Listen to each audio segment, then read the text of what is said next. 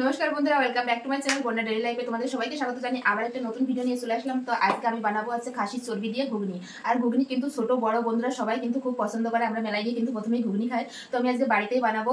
এটা তোমরা সকালে ব্রেকফাস্টে বা বিকেলের নাস্তাতে তোমরা বানাতে পারো। তো আমি একদম সহজ পদ্ধতিতে তোমাদের দেখো বানিয়ে। তার জন্য দেখো এখানে আমি মটর নিয়ে নিয়েছি। মটর আমি 3 ঘন্টা আগে আমি ভিজিয়ে রেখেছিলাম। তো দেখো কত সুন্দর ফুলে গিয়েছে মটরটা।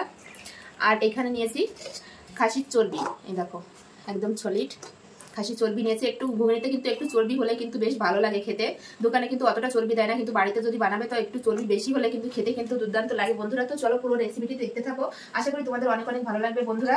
তো চলো রান্নাটা শুরু করি। তো দেখো বন্ধুরা, আমি প্রথমে মটরগুলো সেদ্ধ করে নেবো। তো মটরগুলো আগে থেকে আমি ধুয়ে রেখেছিলাম। তো এখন কুকারের ভিতর দিয়ে দেবো, জল ছেঁকে রাখুন। তো এর ভিতরে আমি জল দিয়ে দেবো পরিমাণ মতো, আর দিয়ে দেবো স্বাদ অনুযায়ী লবণ। এই মটর সেদ্ধ করার সময় কিন্তু অবশ্যই লবণ দেবে, কিন্তু যখন ঘুগনিটা খাবে কিন্তু তখন খুব ভালো লাগবে। তো আমি দিয়ে দিয়েছি লবণ। এখন আমি সেদ্ধ করে নেবো, 4টে সিটি দিয়ে নেবো। তো দেখো আমি গ্যাসের উপর বসিয়ে দিয়েছি। তো দেখো বন্ধুরা, ওপাশে মটরটা সেদ্ধ হতে থাক, আমি ততক্ষণ এই চর্বিগুলো ছোট ছোট পিস করে কেটে নেবো। দেখো অনেকটা চর্বি আছে, আমি ছোট ছোট পিস করে কেটে নেবো বন্ধুরা। তোমাদের পছন্দ মতন তোমরা পিস বানিয়ে নেবে। ঠিক যেরকম ছোট ছোট করে কেটে নেবো। জমে আছে। তো দেখো আমি চর্বিগুলো এরকম ছোট ছোট পিস করে কেটে নিয়েছি। আর এই যেটুকু আছে এটুকু কাটলেই হয়ে যায়। তো আমি কেটে নিই এইভাবে।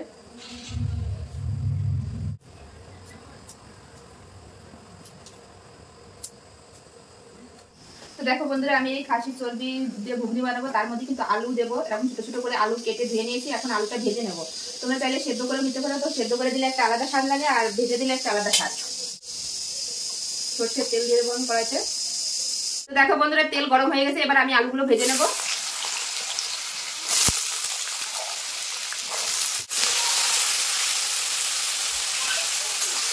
তো আলুর ভিতর দিয়ে দেবো সামান্য পরিমাণ লবণ, আর দিয়ে দেবো হলুদ গুঁড়ো দিয়ে এবার লাল লাল করে আমি ভেজে নেবো আলুটা। দেখো বন্ধুরা, আমার মটরটা সেদ্ধ হয়ে গেছে। দেখো সুন্দরভাবে কিন্তু গলেও গেছে। দেখো দেখো সুন্দর গলে গেছে। তো এবার আমি আলুটা ভেজে নিয়েছি। আলুটা ভাজা হয়ে গেছে, এবার আলুটা তুলে নেবো আমি। দেখো লাল লাল করে ভেজে নিয়েছি। এরকম আলু ভেজে যদি একবার ঘুগনি রান্না করো কিন্তু খেতে কিন্তু খুব ভালো লাগে বন্ধুরা। তো দেখো বন্ধুরা, ওই তেলের ভিতরে কিন্তু ফোড়ন করে নেবো। তেলটা কিন্তু একটু কম দিতে হবে, যেহেতু চর্বি দিয়ে রান্না হবে, প্রচুর তেল গলবে। তো দিয়ে দেবো শুকনো লঙ্কা, তেজপাতা আর গোটা জিরে। দিয়ে দেবো পেঁয়াজ কুচি, দিয়ে পেঁয়াজটা একটু ভাজা ভাজা করে নেব। তো দেখো বন্ধুরা, আমি পেঁয়াজটা এরকম লাল লাল করে ভেজে নিয়েছি। এবার দিয়ে দেবো আদা রসুন বাটা, দিয়ে আর একটু ভেজে নেবো যাতে আদা রসুনের কাঁচা গন্ধটা চলে যায়। এবার দিয়ে দেবো টমেটো কুচি, দিয়ে আর একটু নেড়ে চেড়ে নেবো। এরপর কিছু গুঁড়ো মশলা অ্যাড করবো। প্রথমে দিয়ে দেবো হলুদ গুঁড়ো, দিয়ে দেবো জিরে গুঁড়ো 1 চামচ, ধনে গুঁড়ো 1 চামচ, আর দিয়ে দেবো লঙ্কা গুঁড়ো, আর দিয়ে দেবো স্বাদ অনুযায়ী লবণ, আর দিয়ে দেবো সামান্য পরিমাণে একটু জল দিয়ে মশলাটা সুন্দরভাবে কষে নেব। এবার দিয়ে দেবো 1 চামচ চিনি, দিয়ে এবার মশলাটা সুন্দরভাবে কষে নেব। তো দেখো বন্ধুরা, মশলা থেকে তেল ছেড়ে দিয়েছে। এবার দিয়ে দেবো কেটে ধুয়ে রাখা চর্বি, দিয়ে আর একটু কষিয়ে নেবো মশলার সঙ্গে। তো দেখো বন্ধুরা, আমরা চর্বিটা কষিয়ে নিচ্ছি। দেখো আর একটু কষাবো, কষে তারপরে দেবো মটর। তো দেখো বন্ধুরা, আমি সুন্দরভাবে কিন্তু কষিয়ে নিয়েছি চর্বিটা। বেশি কষালে কিন্তু তেল ছেড়ে দেবে। এবার দিয়ে দেবো সেদ্ধ করা মটর।